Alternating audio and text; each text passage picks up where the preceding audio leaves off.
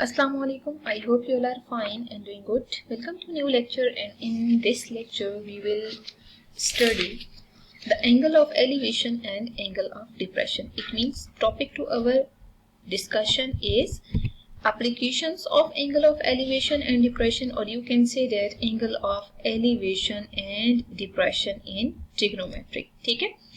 अच्छा देखिए, जब हम यहाँ पे सबसे पहले टाइटल को अगर एक्सप्लेन करते हैं ना, ठीक है, तो उसके लिए हमें क्या चाहिए, एक मीन लेवल डिफाइन करना है, क्योंकि one of the objects of the trigonometry is to be find the distance between the points और the heights of the object without actually measuring these distances और हाइट्स. ठीक है, तो for that purpose basically we will consider the mean level. ठीक है, और फिर हम मीन लेवल के अबव एंड बिलो एंगल्स देखते हैं. ठीक है, जैसे देखें यहाँ से टॉप और बिलो पे हम एंगल मार्क करते हैं. ठीक है, तो यहाँ पे आप ये देखें कि इस मीन लेवल से अगर हम अबव कोई एंगल मार्क करते हैं, ठीक है, जिसके लिए इनिशियल साइड ये हो, ठीक है, और टर्मिनल साइड ये वाली हो, तो आप देख सकते हैं कि इस एंगल को हम एंगल ऑफ एलिवेशन का नाम देंगे. ठीक है, लेकिन अगर हम इसी एंगल को डाउनवर्ड मार्क करते हैं ना, तो इसको हम फिर क्या एंगल मार्क करेंगे, एंगल ऑफ डिप्रेशन. ठीक है, देखिए हमने सिंपल कंसेप्ट तो देख लिया कि एंगल ऑफ एलिवेशन और एंगल ऑफ डिप्रेशन होता क्या है. तो अब हम ऐसा करते हैं, प्रॉपर इसकी डेफिनेशन लिख लेते हैं एंगल ऑफ एलिवेशन की. देखिए हम पहले फिगर ड्रॉ करते हैं. ठीक है, let's see, this is the M point and this is the P point higher than M and this is the O. From O basically हम यूं एंगल मार्क कर लेते हैं, तो ये हमारे पास एंगल ऑफ एलिवेशन है.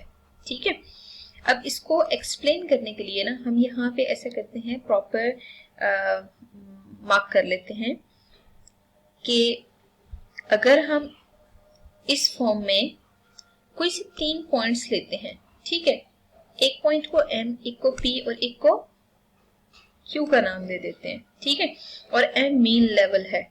फॉर एग्जाम्पल कि you will suppose O, P and Q point are 3 points, P being higher than O. ठीक है, अगर ये O से हायर है और Q से भी हायर है, ठीक है, then POM angle is angle of elevation. ठीक है, and you are looking at the point Q that it is basically present in such a way that O point is higher than Q. ठीक है, तो यहाँ पे इसको हम angle of depression mark करेंगे, और एंगल ऑफ डिप्रेशन के लिए प्रॉपर हम क्या यहाँ पे लिखते हैं, एंगल MOQ को हम एंगल ऑफ डिप्रेशन मार्क करेंगे. ठीक है, तो जब भी हम एंगल मार्क करते हैं ना, ठीक है, तो उसके लिए आपने कंफर्म है कि जैसे यहाँ पे एक लाइन हम अपवर्ड और एक इस मीन लेवल से डाउनवर्ड मार्क कर लेते हैं. ठीक है, ये पॉइंट M है जिसके हम मीन लेवल कह रहे हैं. ठीक है, मैं प्रॉपर यहाँ लिख देती हूँ कि for example this is the mean level, और यहाँ पे अगर देखा जाए तो ये भी मीन लेवल है. तो मीन लेवल से अपवर्ड अगर आप देख रहे हैं तो ये एंगल ऑफ एलिवेशन होगा. ठीक है, और अगर आप इसी से डाउनवर्ड देखना चाह रहे हैं तो ये हमारे पास एंगल ऑफ डिप्रेशन आएगा.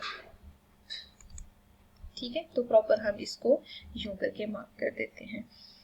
अच्छा, अगर हम हॉरिजॉन्टल लाइन के अबव एंगल बना रहे हैं तो एंगल ऑफ एलिवेशन है, और अगर हम बिलो बना रहे हैं तो वो एंगल ऑफ डिप्रेशन के ऊपर होगा. ठीक है, अब हम कुछ क्वेश्चंस ऐसे रियल लाइफ में कंसीडर करेंगे जिसमें हम प्रॉपर इससे रिलेटेड फिगर्स को ड्रॉ करेंगे. ठीक है, देखिए इसकी एप्लीकेशन कहाँ है. जैसे हम कोई भी फिनोमेना डिस्कस कर रहे हैं ना, आप ये देखें कि आप एक लेडर कंसीडर करते हैं. ठीक है, और उस लेडर की हाइट आपको पता होती है. अब उस लेडर के कोरिस्पॉन्डिंग जो शेडो है वो भी अगर फॉर एग्जांपल आपको गिवन हो, आपसे कहा जाए कि आप ये बताएं कि ये लेडर वॉल के साथ कितने एंगल पे लीन हुई हुई है. ठीक है, तो मतलब फिर देखें कि आपने यहाँ पे एंगल फाइंड आउट करना है ना थीटा, तो उस थीटा के लिए आपने हमेशा हेल्प लेनी होगी एंगल ऑफ डिप्रेशन और एंगल ऑफ एलिवेशन वाले फिनोमेना की। ठीक है, तो मतलब हमें ये आइडिया होना चाहिए कि हम हमेशा जब राइट एंगल ट्राइंगल कंस्ट्रक्ट करेंगे उसमें किसी भी ट्रिग्नोमेट्रिक रेशियो को हमने फाइंड आउट करना हो या किसी भी इंफॉर्मेशन को फाइंड आउट करना हो, तो उसके लिए हम हमेशा, हमारी पहली कोशिश यही होनी चाहिए कि इसको कंप्लीट करने, फिगर को कंप्लीट करने के बाद फिर हम यहाँ से या तो एंगल्स फाइंड आउट कर सकते हैं या फिर परपेंडिकुलर बेस या हाइपोटेन्यूज जो भी लेंथ अननोन होती है उसको फाइंड आउट कर सकते हैं। ठीक है, तो बट हमारी फर्स्ट जो है ना कंडीशन ये होनी चाहिए कि हम इसको राइट एंगल ट्राइंगल में कन्वर्ट कर दें। ठीक है, क्योंकि हमें आइडिया है ये हाइपोटेन्यूज है, ये बेस है और ये परपेंडिकुलर है। ठीक है, तो अगर आपको ये तीनों या गिवन हो हम एंगल निकाल सकते हैं, और अगर फॉर एग्जांपल एक एंगल की इंफॉर्मेशन हो तो हम फिर सारी की सारी ट्रिग्नोमेट्रिक रेशियोज को इजीली फाइंड आउट कर सकते हैं।